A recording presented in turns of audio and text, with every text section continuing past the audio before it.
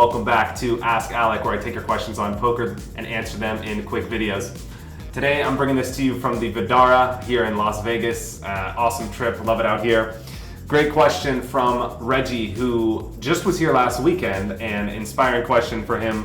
He says, I really enjoy your articles because I could apply them to stocks and futures trading. Thank you, Reggie, for that. He says he was in Vegas last weekend and he saw both bad and good sportsmanship in tournament poker. And he says he would love to see an article or a video on what it means to have good sportsmanship in poker. He says he noticed that bad sportsmanship made the experience bad, while good sportsmanship made the experience a lot more fun for him at the table. And any tips and advice on this would be appreciated. That's from Reggie. So I got a good topic for you. Today, and I got some good news about etiquette and sportsmanship in poker. I believe that good etiquette and making money go hand in hand. So I think the better sportsmanship and etiquette that you and everybody else has at the table, the more money there is available at the poker table. And I'm going to give you some examples of why your etiquette and sportsmanship will help you earn money at the table, as well as make the game more fun for everybody. I don't want to say you should only be motivated by self-interest when having good etiquette at the table. I think it's a standalone priority, and that it should be something that everyone does regardless of the fact that it makes you more money. It just makes the game more enjoyable. And you see class athletes in all other sports having good etiquette. They're ambassadors for the game, they're representatives of the game, and it's what people come to expect and respect about the top players. If you watch great tennis athletes, you'll see they're super classy, and it's awesome. People love them for that, and it makes them go a lot further with people around them. But here are 3 examples of why I think etiquette is extremely important at the poker table, and actually, when it comes to your bottom line, how it will make you more money as well. The first thing to remember as a winning player or a professional poker player, or just someone that wants to keep the game going, someone that has an interest in the poker game, which presumably all of you guys do. You guys want to make money at poker, you guys are aspiring players, some of you are professionals, and you're playing poker at the table to have fun as well as make money, and you want to keep that game going. So a key way to do that is be respectful of everyone at the table. Everybody is equals at the table, regardless of which walk of life they come from. That's one of the best things about playing poker. I know people love that wherever they go to play poker, they can meet people from all around the world that come from all different cultural backgrounds, and they're all sort of equals at the poker table playing the same game.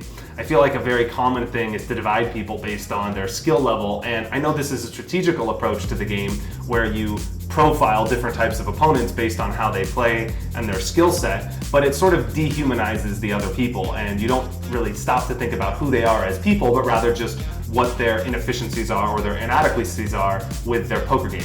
So that approach is good from a strategical standpoint. Of course, it helps you make more money and beat these players, but if you're not really respecting them as other people, or taking time to maybe even get to know them or appreciate where they come from or what they have to offer to teach you about life and the world, or even more about your poker game, then you sort of are disconnecting from these other people. And this could lead to being, building up ego against the other people and just being a little disrespectful, being, bickering back and forth, and it causes all these sorts of fights at the poker table, and people end up, what was supposed to be a fun and jovial, friendly game ends up being something where people are bickering back and forth, and you see a lot of arguments happen at the poker table when this sort of collision arises.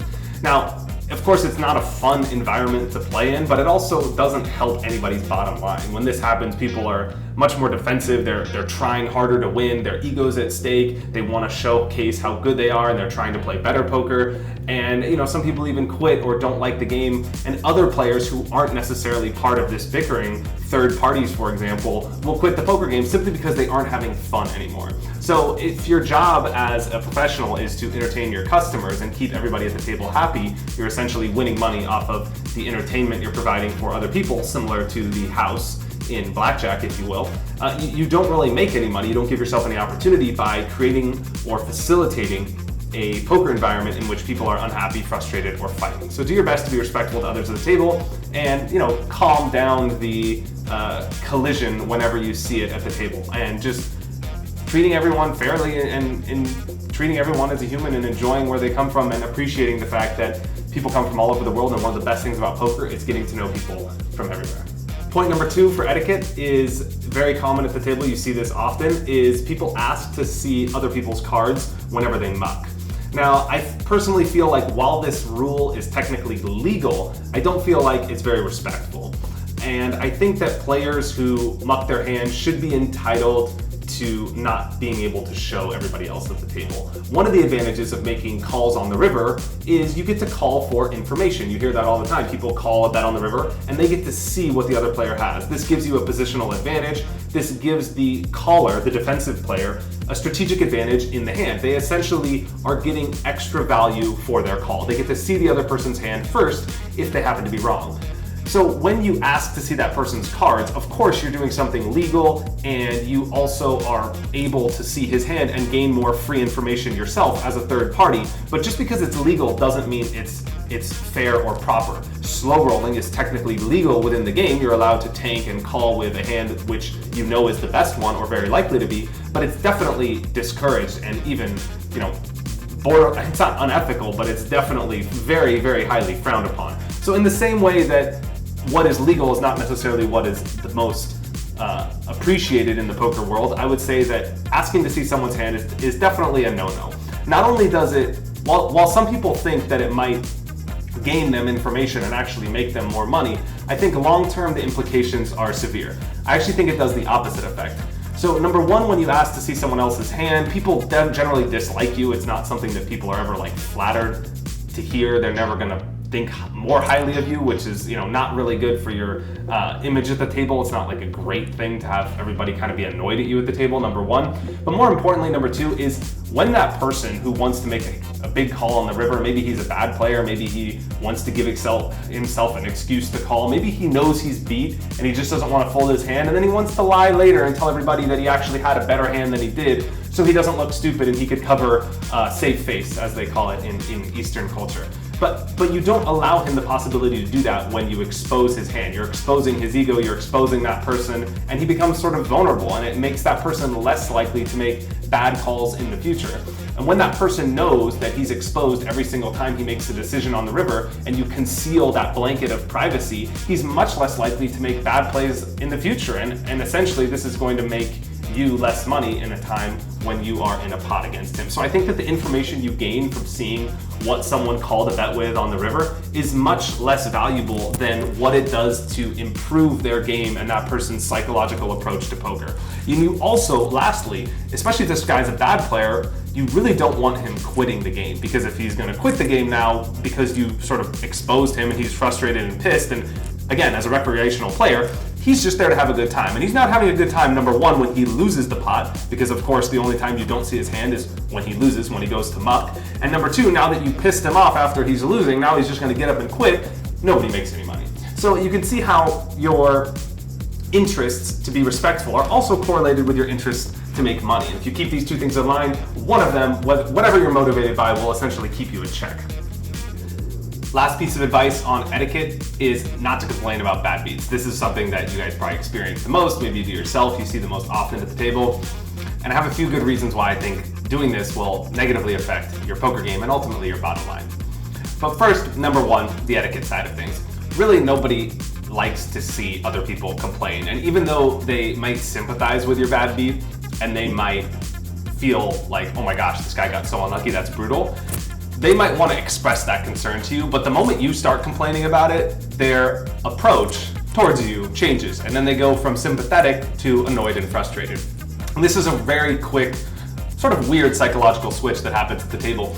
The next time you experience someone else take a bad beat, notice your approach towards that person. At first, you're like, oh my gosh, that's brutal, man, your aces got cracked, that sucks. And as soon as the person complains, and especially when they continue to complain, your sympathy goes to annoyance very quickly.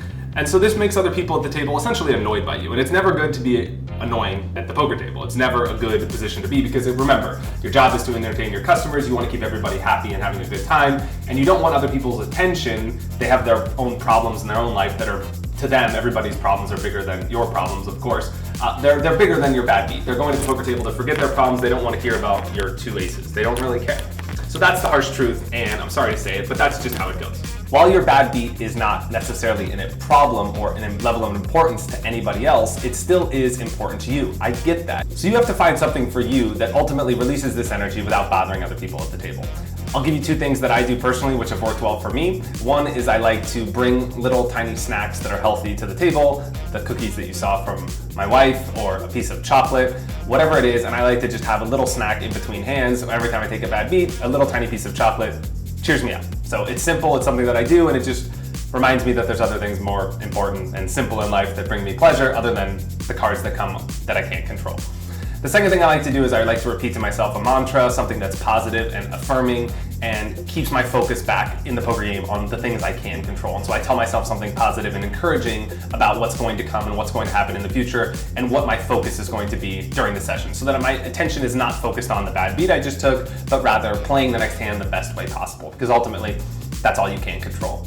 For others, you might want to experiment with things like taking a break, a walk, whatever it is that works for you, but get your focus back in the game and your head there as quickly as possible, because that's what's going to make you money. So the way that not being affected by bad beats is ultimately going to affect your bottom line, not just your etiquette at the poker table, is because when you give off the impression that you're intimidated or frustrated or annoyed by little things that happen to you, like your ace is getting cracked or whatever it is, even if it seems like a huge deal to you in the moment, essentially what you're doing by breaking down your composure is you're showing the other players that you have a vulnerable and a weak side. This is only going to make the other players play harder against you. They're not going to be fearful or intimidated by you anymore because you've let your guard down.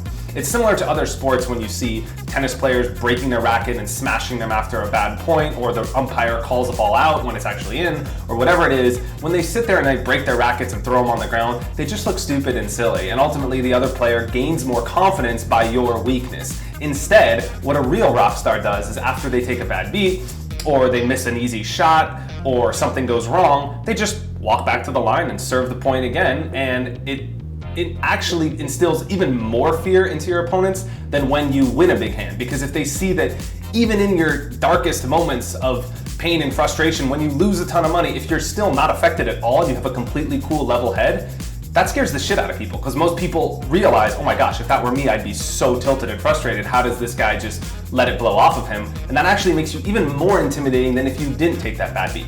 So the bad beat is a moment of you to demonstrate who you really are at the poker table. It's easy for everyone to play well when they're winning, to demonstrate a confidence when they're winning. It's when you're losing and something bad happens to you that people really understand what you're made of. And so this is a moment for you to really shine and show them what you're made of. And just being cool and confident and relaxed and chilled about it really instills even more intimidation and fear into your opponent. So definitely, not only does it help you from an etiquette standpoint, but it really does help your bottom line. It really does help you get your head back into the game and make other players play worse against you in the future. The last piece of wisdom I'll leave you with is remember that luck is the price you pay for being a professional. So if you're frustrated by the element of luck in poker or the bad beats you take, just remember, without luck, you'd be playing chess and there would be no poker game at all. All right, guys, that's it for today's episode of Ask Alec. For more, head over to my blog, alecharlie.com. And if you have questions you would like me to answer, be sure to leave them there. I'll select the best ones, put them on this channel, and more videos coming out soon. Thanks a lot for watching. See you guys next time. Cheers.